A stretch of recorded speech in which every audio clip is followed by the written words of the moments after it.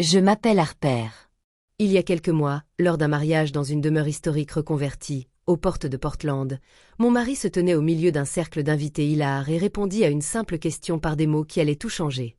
Une femme, vêtue d'une robe bordeaux profond, lui avait demandé assez fort pour que les tables voisines l'entendent. « Êtes-vous marié ?» Il me jeta un regard furtif, puis se tourna vers elle avec ce sourire naturel que j'aimais tant. « Pas vraiment, » répondit-il. « Ça ne compte pas si elle n'est pas intéressante. » Les rires nous enveloppèrent comme une vague. Les verres tintèrent. Quelqu'un répéta la phrase pour ceux qui ne l'avaient pas comprise. Je restais là, mon champagne à moitié porté aux lèvres, sentant la pièce basculer légèrement, me rappelant que je respirais encore. Ce moment est gravé en moi, silencieux, précis, impossible à oublier. Mais ce n'était pas la première fois que je me sentais disparaître à ses côtés. C'était simplement l'instant où j'ai cessé de faire semblant de ne rien remarquer. Plus tôt ce matin-là, j'étais levée avant l'aube dans notre appartement cossu du nord-ouest de Portland, suivant la routine bien rodée que j'avais peaufinée au fil des années de mariage. La cafetière à piston embaumait la cuisine d'un café noir corsé. J'avais fait griller du pain au levain de la petite boulangerie de la 23e rue. Tartiné d'avocat écrasé avec du citron et du sel de mer, comme Nolan l'aimait. Des œufs cuits à feu doux pour que les bords restent dorés. Son café avec un trait de lait d'avoine. Tout était précis, tout était silencieux. Il était sorti plus tard, les cheveux en bataille, attrapant déjà son téléphone. Un grognement rapide, peut-être un bonjour. Puis il s'était assis au comptoir, les yeux rivés sur l'écran, répondant au message d'Hila, la collègue dont le nom revenait plus souvent que le mien. Je le voyais sourire à un de ses messages. Un vrai sourire, de ceux qui illuminaient son regard, et je sentais cette petite douleur familière s'installer dans ma poitrine. Pas de scène dramatique, pas de bruit, juste un rappel constant qu'à un moment donné, j'étais devenue un simple figurante dans ma propre vie. J'enseigne l'anglais à la Westridge Academy, une école privée nichée dans les collines de l'Ouest.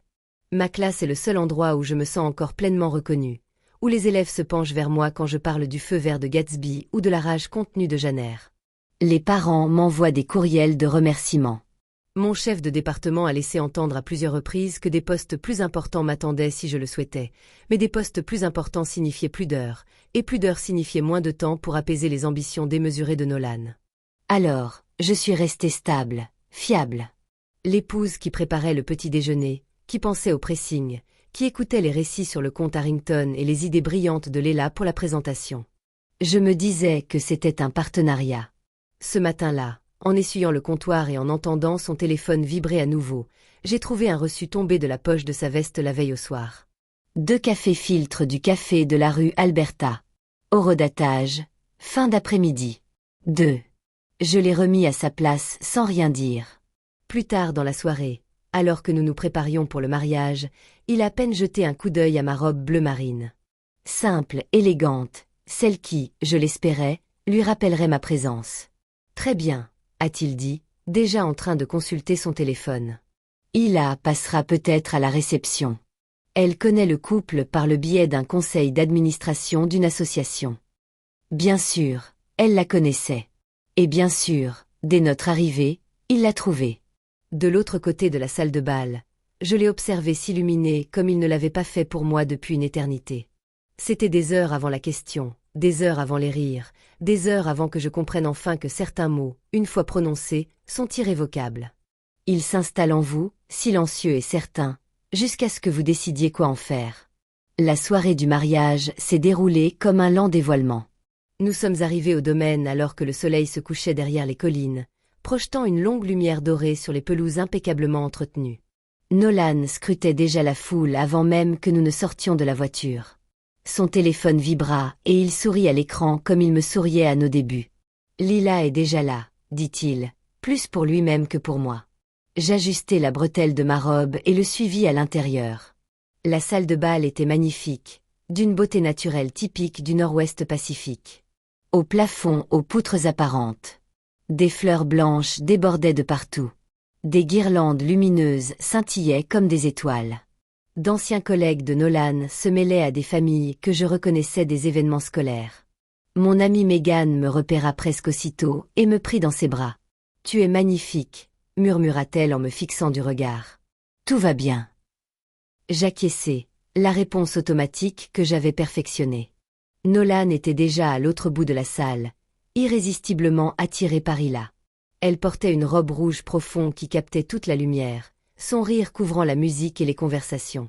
Lorsqu'il la rejoignit, son attitude changea du tout au tout, épaules en arrière, tête légèrement inclinée, son charme naturel se déploya pleinement. Megan suivit mon regard. Depuis combien de temps ça dure? Je ne répondis pas. Je ne pouvais pas, car la vérité, c'est que je ne savais pas exactement quand ça avait commencé, seulement que c'était progressif. D'abord, les nuits blanches, prétextant le comte Harrington.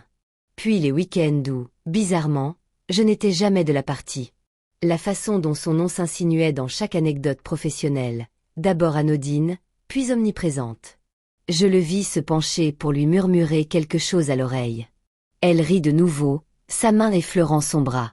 Une danse, avait-il dit plus tôt, quand je lui avais rappelé le mariage. Juste une, mais une devint deux, puis trois.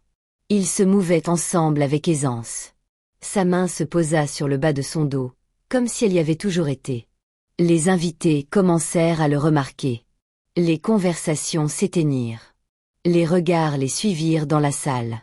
Megan resta près de moi, remplissant mon verre même si je n'y avais pas touché. « Tu n'es pas obligé de regarder ça », dit-elle doucement. Mais je continuai, car c'est en faisant semblant de ne rien voir que j'en étais arrivé là. Plus tard, pendant le dîner, la place de Nolan à côté de moi resta vide pendant les toasts et les entrées. Quand la danse reprit, il réapparut avec Hila, l'entraînant sur la piste sans un regard pour moi. C'est alors qu'Emma Hargrove fit son apparition à notre table. C'était le genre de femme qui collectionnait les ragots comme d'autres collectionnent l'art, délibérément, fièrement. Elle s'installa sur la chaise de Nolan comme si elle lui appartenait. « Ce bel homme en robe rouge, dit-elle à voix haute. Est-il accompagné ?» Megan tenta de relancer la conversation, mais Emma la fit taire d'un geste. Ils forment un couple si charmant.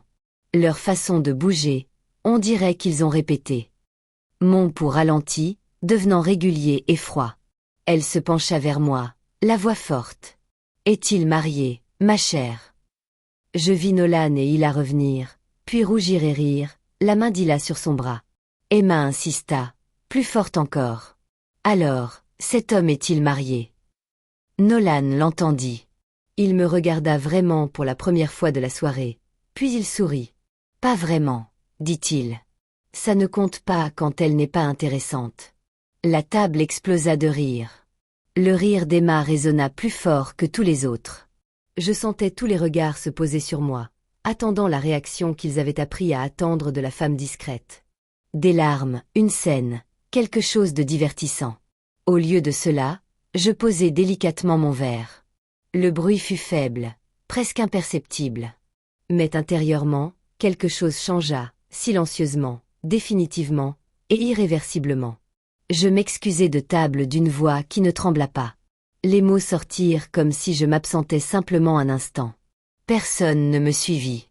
Ni Nolan, ni Megan. La salle de bain au bout du couloir était vide. Des comptoirs en marbre et une lumière tamisée qui rendait tout un peu trop parfait.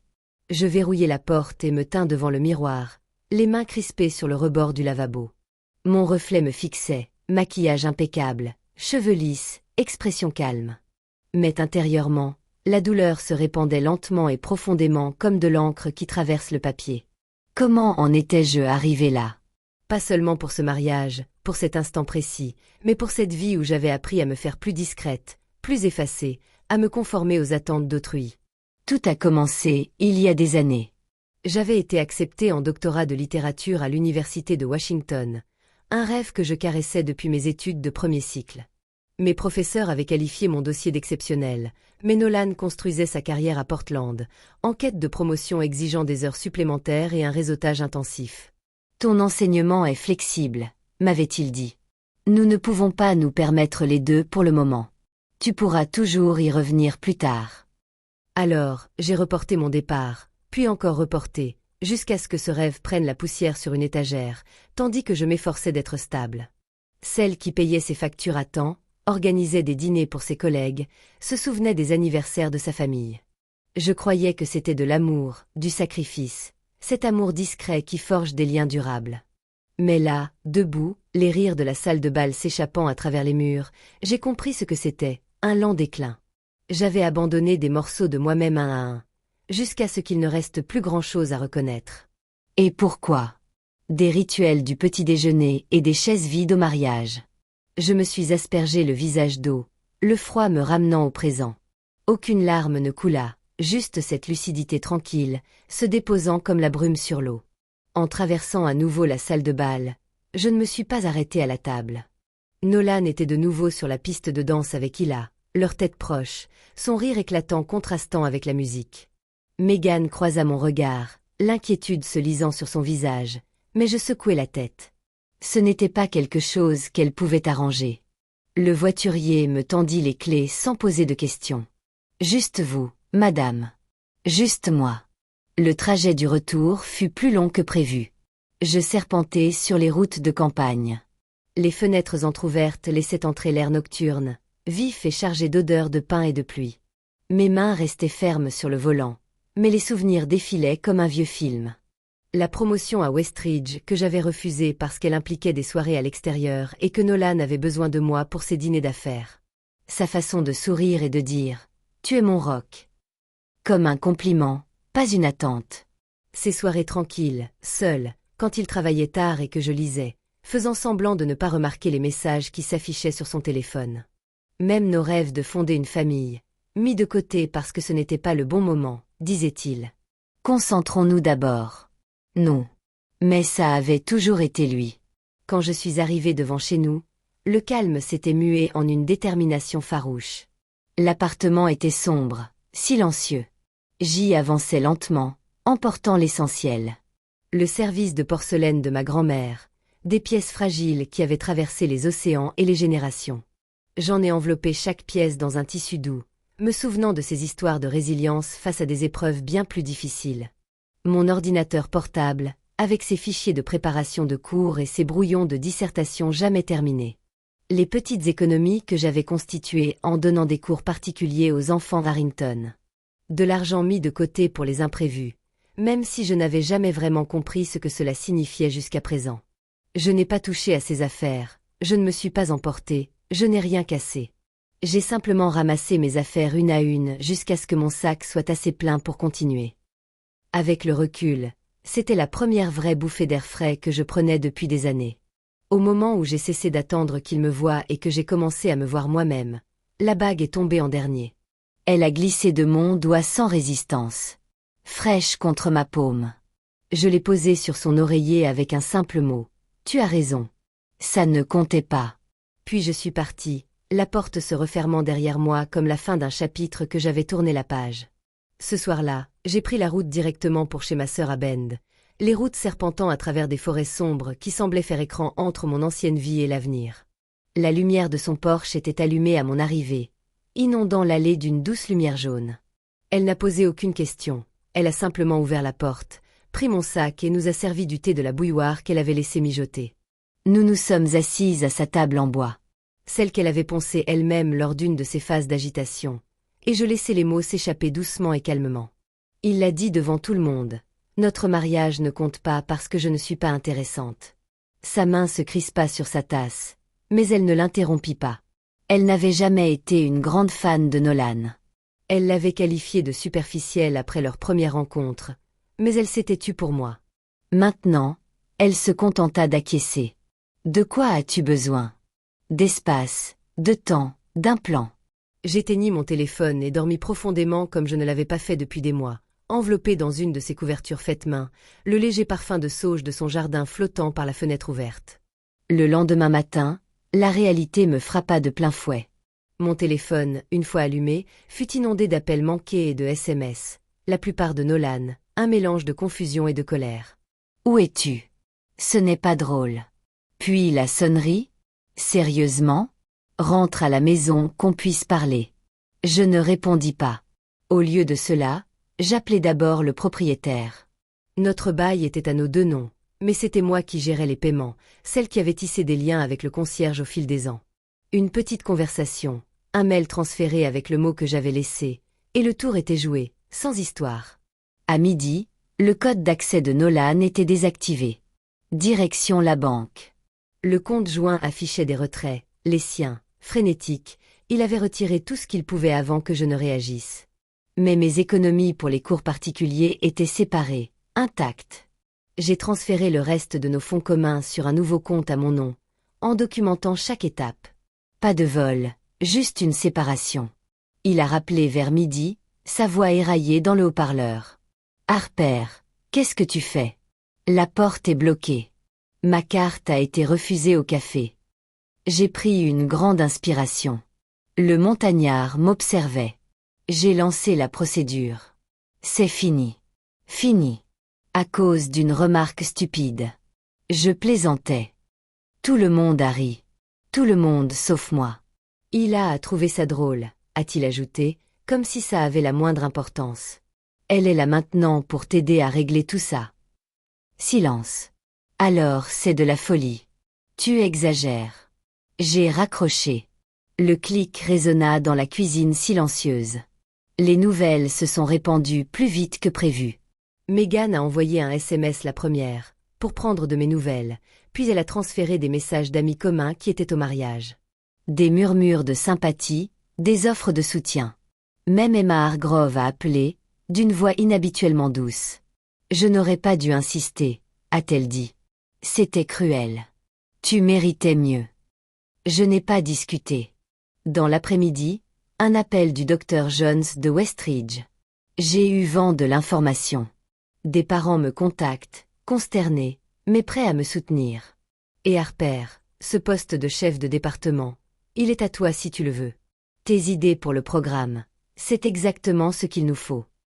J'ai hésité, l'offre planant comme une porte que j'avais oubliée ouverte.